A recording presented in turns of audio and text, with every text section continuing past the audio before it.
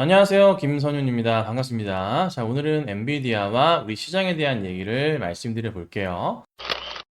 자, 오늘 새벽에 발표한 엔비디아의 실적은 예상치를 상회했어요. 예상치를 넘는 300억 달러의 실적을 발표를 했고요. 자사주 매입도 500억 달러를 진행한다고 합니다. 거기에 맞춰서 EPS도 예상치인 수치보다 좀 높게 0.68이 나왔습니다. 자, 그런데 빠졌습니다. 엔비디아가 2%가량 빠졌는데요. 이유가 뭐였냐면 예상치는 그러했지만 시장 기대치는요. 0.71이었습니다. 근데 0.68이다 보니까 조금 적게 나오다 보니 실망 매물이 나왔던 거예요. 그래서 장중에 2.1% 빠졌지만은 장 마감하고 시간에 저는 7% 정도의 하락을 보이기도 했습니다. 그리고 현재 시간부로 장 전에도 2% 가까운 하락을 보이고 있기도 합니다. 자, 그런데 또 다른 문제가 뭐였냐면 블랙웰, 이 칩에 대한 출시 지연에 대한 부분이 걱정이 되는 거예요. 원래는 2분기였다가 3분기였다가 4분기로 또 밀린 겁니다. 그래서 엔비디아 측에서 확실하게 4분기다 얘기를 하고 있지만 사람들은 믿지를 못하는 거죠. 불확실성에 대한 부분이 존재하니까. 그래서 결국 뭐다? 3분기 실적이 끝나고 다시 한번 사람들은 확인하려 할 거예요. 4분기에 출시되는 게 맞냐? 지금 출시가 됐냐? 3분기 컨콜 할 때 시점은 4분기가 될 거니까 그때 확인을 하려 하겠죠. 그래서 사람들은 현재 주가에 약간은 부정적인 모습을 보이는 겁니다. 그런데 여기서 생각해 볼 것이 있습니다. 이 엔비디아의 실적은 분명 예상치를 상회하는 실적이 나왔어요. 기대치를 조금 못 미친 정도의 실적이었는데 반응은 굉장히 꽤나 부정적이었어요. 시간에 7% 하락. 근데 이거를 고스란히 9월에 금리 인하 맞춰 생각해 본다면 정말 9월 금리 인하 때 25bp던 50bp던 내리게 될 건데 그때 사람들이 과연 반응이 어떨까? 엔비디아가 이 정도인데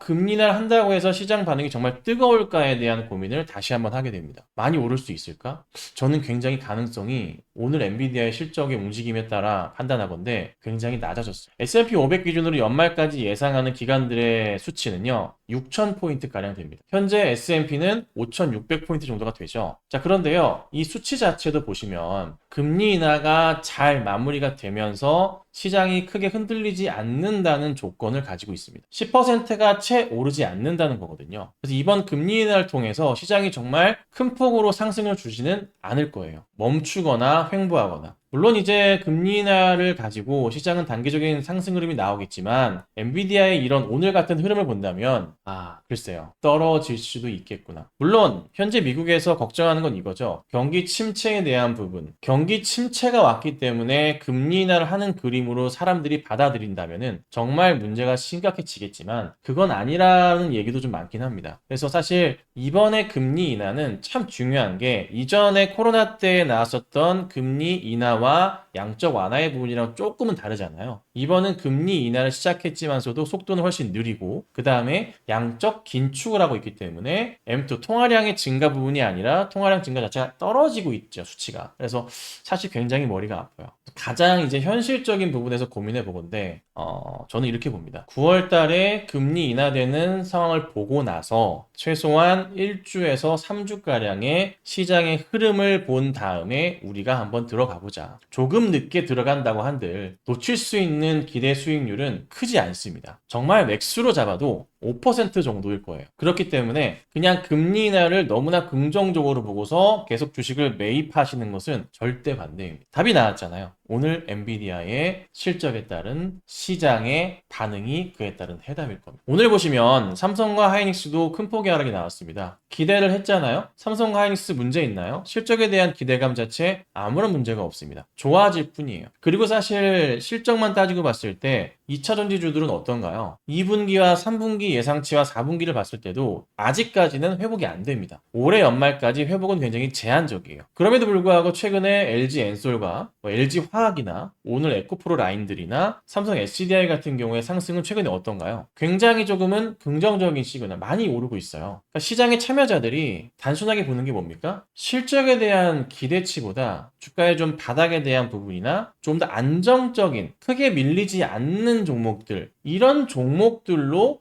약간의 포트를 편입하는 게 아닌가 이런 생각이 들기도 하는 겁니다. 그렇다 보니까 많이 급등이 나왔었던 종목들에서 실적이 좋은 종목들이 여지없이 좀 빠지는 흐름들, 기대치가 상당히 크겠죠. 많이 올라가 있는 종목일수록 기대치가 클 거 아니에요. 그렇죠? 그래서 종목에 조금 변화, 수급에 좀 변화가 나타나고 있는 것으로 포착이 좀 되고 있습니다. 외인들도 삼성과 하이닉스에서 매도를 하지만 LG 엔솔이나 화학 같은 경우는 매수를 하는 그림들이 많이 나오거든요. 그래서 더더욱 시장의 심리 자체가 조금 더 안정적인 상황들을 추구하는 것 같아요. 그래서 지금 엔비디아의 저는 이 오늘의 쇼킹한 주가 차트의 그래프, 시간의 움직임, 또 오늘 새벽에 열린 뉴욕 증시의 움직임에서 어떻게 나올지 모르겠지만 향후 최소한 지금부터 또 일주일 정도까지는 예의주시해야 될 것 같습니다. 시장은요, 2023년 하반기부터 금리 인하 기대감으로 계속 올랐었던 경향도 꽤나 있습니다. 그런데요, 금리 인하를 해버리잖아요. 그럼 그 기대치 자체도 어떻게 될까요? 없어지게 되잖아요. 그럼 자연스럽게 시장은 어떻게 되나요? 하나의 종목은 이슈가 사라지면 빠집니다. 그렇죠? 똑같을 수도 있어요. 자, 그래서 참 머리가 아픈 이런 시장에서 여러분 고민 많이 해보시고 천천히 투자하시고 저는 10월까지는 조금 현금 확보 말씀드려 볼 테니까